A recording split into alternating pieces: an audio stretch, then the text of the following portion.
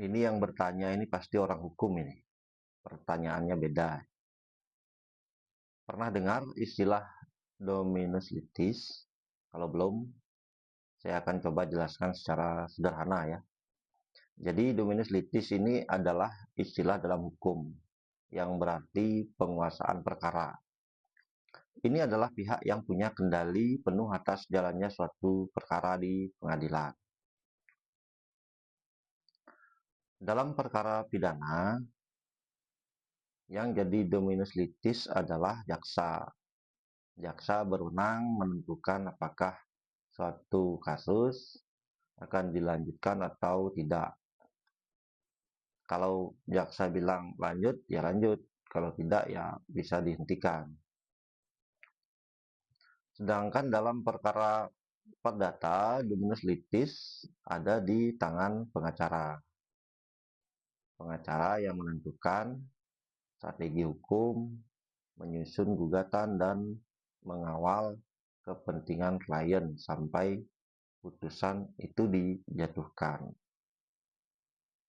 Jadi peran dominus litis ini sangat penting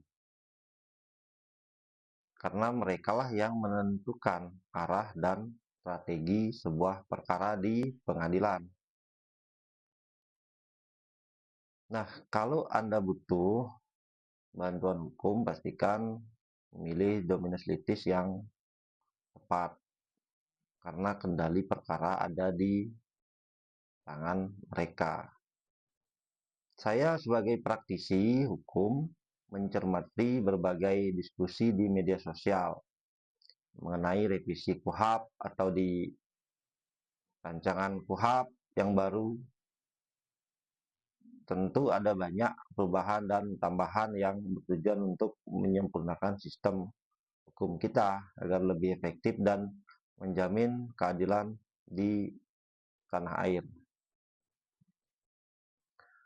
Namun, salah satu prinsip yang menurut saya perlu mendapatkan perhatian khusus adalah asas dominus litis ini.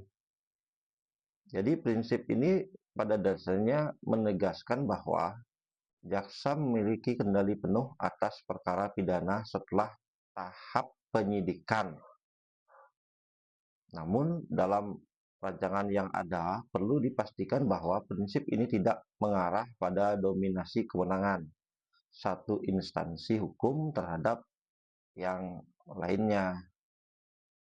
Jika tidak diperhatikan secara cermat, ada potensi ketidakseimbangan dalam sistem peradilan pidana yang bisa berdampak pada independensi serta efektivitas penegakan hukum.